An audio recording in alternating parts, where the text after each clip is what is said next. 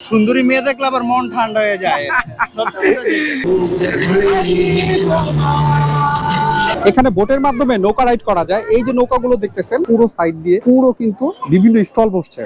এখানে আসার পর জানতে পারছি আজকে পহেলা বৈশাখ বাঙালি সংস্কৃতির প্রধান উৎসব। আজকে পহেলা বৈশাখ উদযাপন করার জন্য আজকে আমরা আসছি রমনা পার্কে। আপনাদেরকে দেখাবো ঘুরে ঘুরে পহেলা বৈশাখ উপলক্ষে সমস্ত কিছু মেলা এবং মানুষজন সেজে গুজে আসছে এবং ঘোরাঘোরা করতেছে।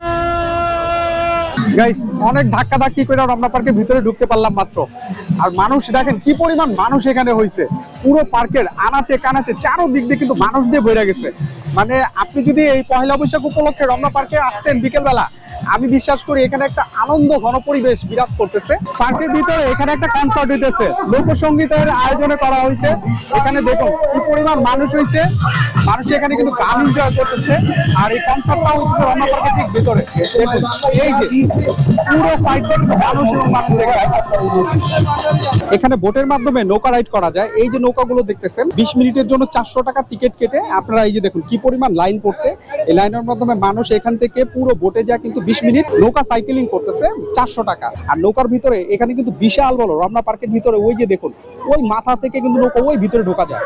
পার্কের ভিতরে এই দেখেন কত মানুষ এখানে ঘুরতে আসছে। ঘুরতে আইসা এখানে বসে রয়েছে যে এখানে যে ঠান্ডা পরিবেশটা, গাছগাছালিতে ভরা এবং ডুবলার ভিতরে বাচ্চা কাচ্চারা খেলতেছে। পুরো পার্কটার মধ্যে কিন্তু মানুষ আনাচে কানাচে পুরো ভরা। আজকে যে পয়লা বৈশাখ এই উপলক্ষে এখানে আসি না, এখানে আসার পর জানতে পারছি আজকে পয়লা বৈশাখ। সুন্দরী মেয়ে দেখলে আবার মন ঠান্ডা হয়ে যায়। মেয়েগুলো সুন্দর লাগতেছে, যেটা সত্য কথা। না, সত্য কথা বলার জন্য আপনাকে ধন্যবাদ। আপনার গার্লফ্রেন্ড দেখলে কিন্তু আপনাকে কিন্তু অবশ্যই কিন্তু পানিশমেন্ট দিবে। আপনি মেয়েদেরকে সুন্দর মেয়ে বুঝকে বলতেছেন। পহেলা বৈশাখ কি ছেলেদের না মেয়েদের, সেটা নিয়ে আমার একটু কনফিউশন আছে। কারণ হইতেছে এখানে কিন্তু ছেলেরা যেরকম করে সাইজা গুজে আসে নাই পহেলা বৈশাখ উপলক্ষে, বাট মেয়েদেরকে কিন্তু সত্যি খুব সুন্দর লাগতেছে। কারণ মনে হচ্ছে যে পহেলা বৈশাখটা মূলত মেয়েদের এবং ছেলেরা আসছে সাপোর্টিং হিসেবে। তা আমি বলবো যে পহেলা বৈশাখে আপুরা যে শাড়ি শুড়ি পরে আসছে দেখতে খুবই সুন্দর লাগতেছিল। পহেলা বৈশাখ উপলক্ষে এখানে কিন্তু অনেক ধরনের সুন্দর সুন্দর ফুল বিক্রি করতেছে। বিশেষ করে ওই ফুলগুলো আপুরা কিন্তু মাথায় দিয়ে সুন্দর করে সাজুগুজু করে ঘোরাঘোরা করে কিংবা ছবি তোলে।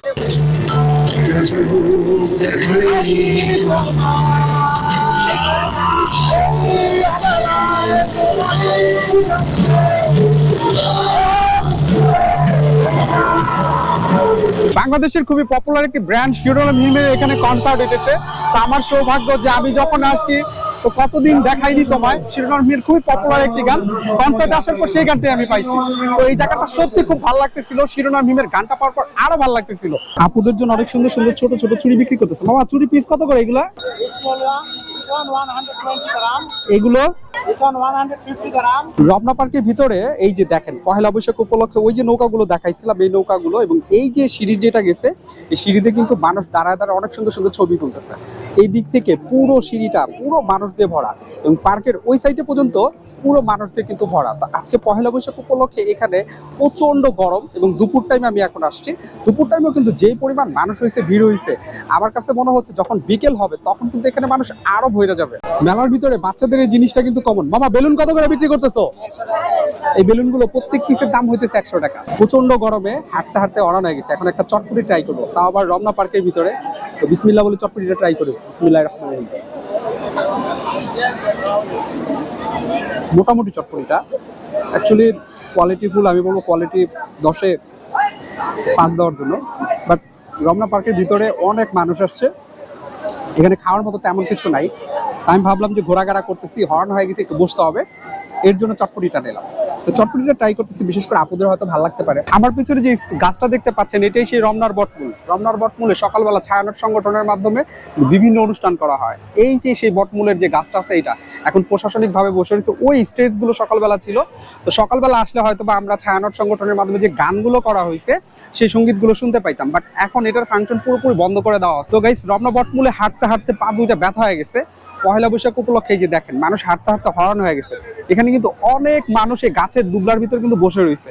তো আমি বলবো যে সত্যি হাঁটার ভিতরে কিন্তু একটা আনন্দ আছে, ক্লান্তির ভিতরে একটা আনন্দ আছে। বিশেষ করে আজকে পহেলা বৈশাখের এমন একটা দিনে আমার মনে হয় যে ঘরে কতজন মানুষ বসে আছে আমি জানি না, বাট এখানে কিন্তু মানুষ আর মানুষ। কিন্তু পুরো দেখেন পুরো পার্কটা এমন কোনো জায়গা দেখলাম না যে মানুষ নাই। সুন্দর সুন্দর ছবি আর্টিস্ট করতেছে এখানে পেন্সিল দিয়ে। পেন্সিল দিয়ে আপনারা যদি প্রত্যেকটি ছবি আর্টিস্ট করতে চান, আপনার ছবির মতো করে সেম করে এঁকে দিবে। আর প্রত্যেক পিসের দাম রাখতেছে 400 টাকা। গাইস এখন আমি শিশু একাডেমির ভিতরে আসছি। শিশু একাডেমির ভিতরে দেখেন কত সুন্দর করে রাস্তাগুলো আর্ট করা হয়েছে, এইভাবে করে সুন্দর করে কিন্তু সাজানো হয়েছে। এটার ভিতরে অনেক সুন্দর সুন্দর ছবি তোলা যাবে আমার কাছে মনে হচ্ছে। এখানে টাইম ওভার হয়ে গেছে, এখন কিন্তু সবাইকে বের করে দিচ্ছে। এই যে দেখেন পুরো রোডটাকে তারা কিন্তু ক্যানভাসের মতো করে এরকম করে আঁকছে। টাইম শেষ হওয়ার কারণে সবাইকে কিন্তু বের করে দিচ্ছে। তো আমরা এখন এখান থেকে বের হয়ে সামনের দিকে যাচ্ছি। গাইস এখন আমি বাংলা একাডেমির ভিতরে আসছি। বাংলা একাডেমির ভিতরে কিন্তু একটা বিশাল মেলার আয়োজন করা হয়েছে। এখানে পুরো একাডেমির ভিতরে দেখেন এখান থেকে পুরো সাইড দিয়ে পুরো কিন্তু বিভিন্ন স্টল বসছে। তো গাইস আজকের এই ভিডিওটি এই পর্যন্তই, দেখা হবে অন্য কোনো ভিডিওতে। আর এই ভিডিওটি যদি আপনার ভালো লেগে থাকে তাহলে অবশ্যই লাইক কমেন্ট শেয়ার করে পাশে থাকবেন।